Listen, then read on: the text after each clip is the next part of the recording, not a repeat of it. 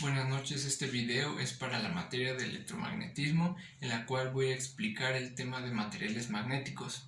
Dentro de ellos existe una clasificación, hay unas más extensas que otras. Son alrededor de 5 distintos tipos de materiales magnéticos, pero solo me voy a enfocar en los 3 que más destacan, que son los diamagnéticos, los paramagnéticos y los ferromagnéticos. Para esto hay que aclarar algunos conceptos básicos sobre química y física. Como sabemos, los materiales están hechos de electrones y sus propiedades y la forma en la que están estructurados van a depender de ellos, y sabiendo esto vamos a poder determinar si pertenecen a una categoría o a otra. Bueno, para empezar, dentro de los átomos existen electrones que giran alrededor del núcleo. Una analogía muy común es la del sistema solar, donde nuestro Sol representaría el núcleo y la Tierra el electrón. Y como sabemos, la Tierra tiene un movimiento de rotación y traslación.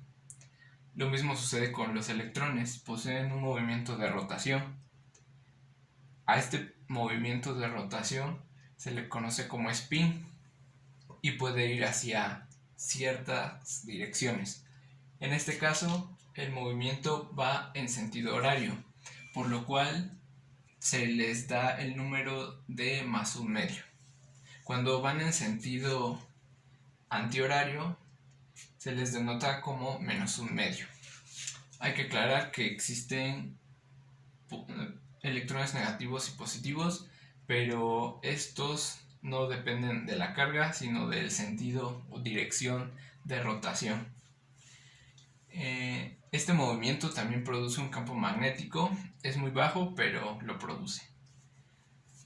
Bueno, después de esto vamos a aclarar lo que son los paramagnéticos y qué diferencias existen entre uno y otro. En los paramagnéticos, cuando acercamos un imán a estos materiales, generalmente van a ser atraídos. Con esto quiero decir que son atraídos hacia un campo magnético externo. En los diamagnéticos sucede lo contrario. Ellos poseen un campo magnético y que por lo general es repelido cuando se le acerca otro campo magnético. Por eso cuando le acercamos un imán, pareciera que existiera que se repelen. Hay algunos que tienen más repulsión que otros, al igual que otros más atracción que otros. Bueno, los materiales están compuestos de electrones y a estos electrones en este caso les vamos a llamar como momentos magnéticos o periodos magnéticos. Si vemos a nivel cuántico un material, vamos a poder observar que existen monopolos. Estos monopolos generalmente son representados como flechas. En el caso de los paramagnéticos, los sentidos son muy distintos entre sí, como lo represento aquí. Y lo que sucede con estos materiales es que cuando le acercamos un campo magnético como un imán, cambia totalmente el sentido de sus monopolos hacia una dirección. De pasar a estar revueltos, pasan a estar paralelamente al campo magnético. En los diamagnéticos sucede algo distinto. Cuando agregamos un campo magnético, sus monopolos están en dirección completamente perpendicular a ese flujo, por lo tanto existe una pequeña repulsión. Se puede entender que los ferromagnéticos en estado natural están desmagnetizados, pero cuando le agregamos un campo magnético se vuelven portadores de energía electromagnética. Una característica de los ferromagnéticos es de que poseen por lo general casi todos son metales, poseen una alta conductividad y también una alta inductancia magnética. La inductancia magnética ya sabemos que es un fenómeno físico que sucede que se origina cuando se produce un campo magnético cerca de un cuerpo móvil, o viceversa, que el campo magnético esté móvil y el cuerpo esté estático. Ese movimiento de campo magnético hace una alteración en los electrones, lo cual da origen a un campo magnético que lo guarda una bobina por lo general. Un ejemplo claro es cuando tomamos cualquier material, en este caso por ejemplo un clavo, y lo pegamos a un imán.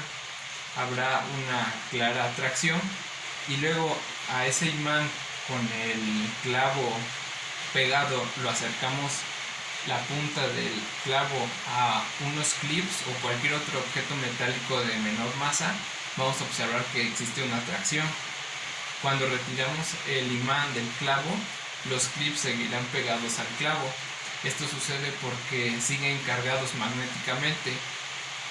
Temporalmente, porque después de un tiempo van a perder esa característica.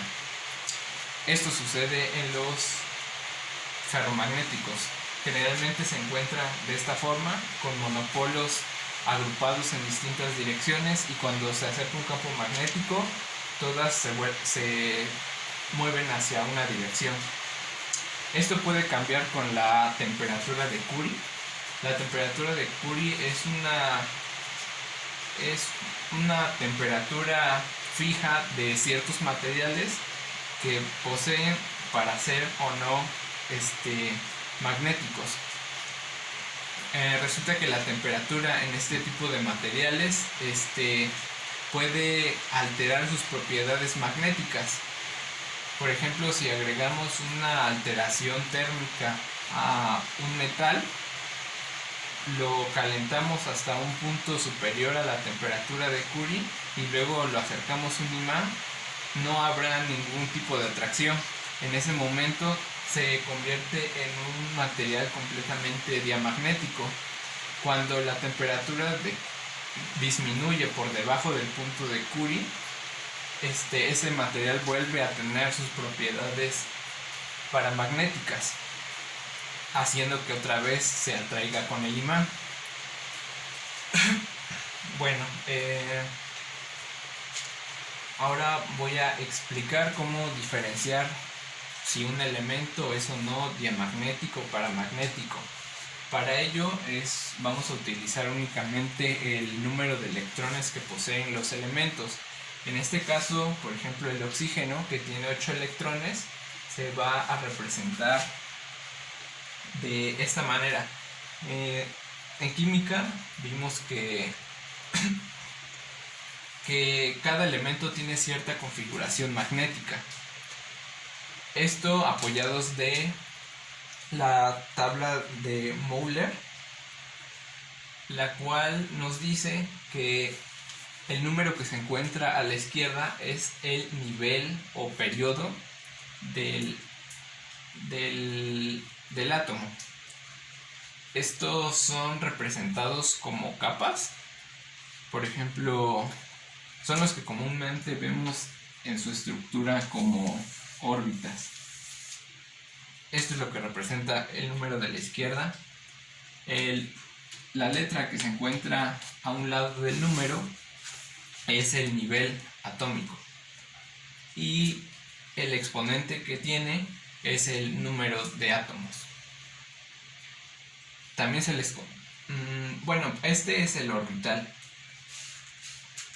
Ahora, como sabemos, cada orbital tiene un cupo máximo de 2 electrones, uno positivo y uno negativo. El positivo se representa con una flecha hacia arriba y el negativo con una hacia abajo.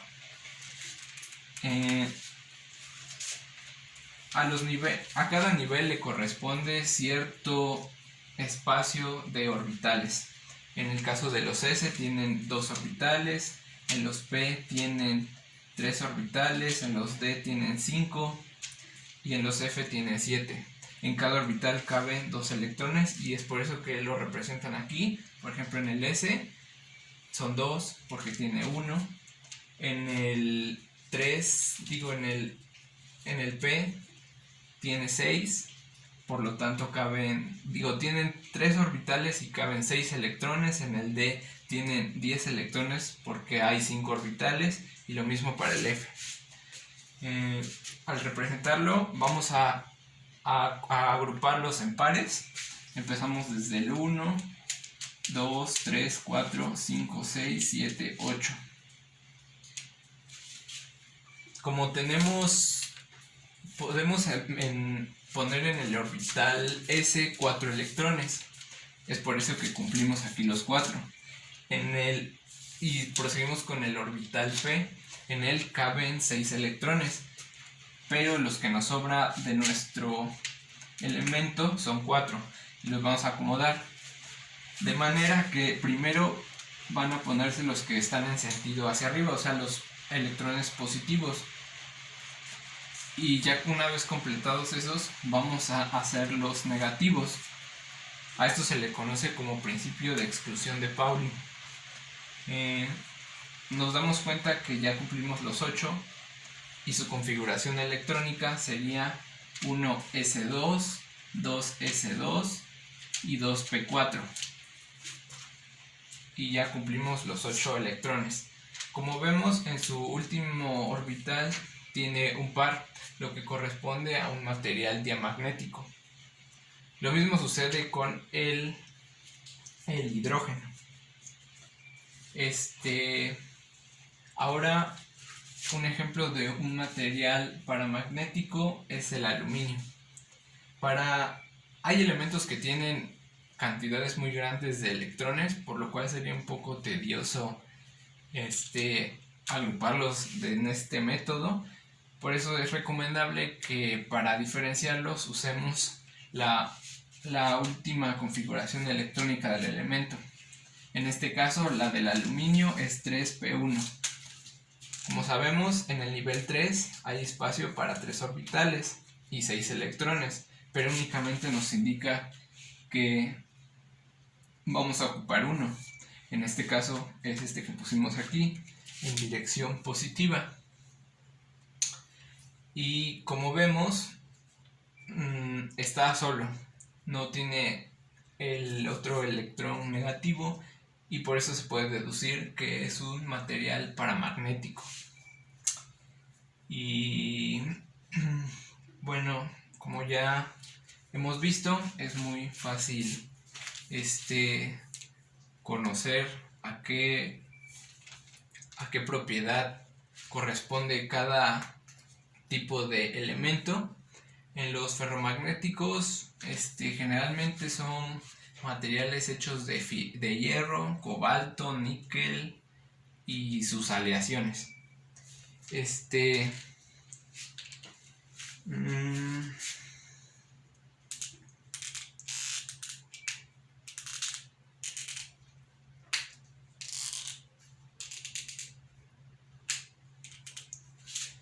Y bueno, creo que eso es todo. Algo que faltó aclarar también es de la permeabilidad de cada uno de ellos. Por ejemplo, en los paramagnéticos tienen una permeabilidad más alta en el aire, caso contrario con los diamagnéticos, que es mucho más baja. Y ya creo que es todo. Como aprendizaje en este tema, pues ya es un poco más, conociendo temas básicos de química, puedes entender a diferenciar cada uno de los elementos de acuerdo a su configuración magnética. Hay casos excepcionales, pero suceden muy raramente, y esto depende del estado del material, como los iones y otras variaciones que existen entre ellos. Creo que eso es todo. Buenas noches.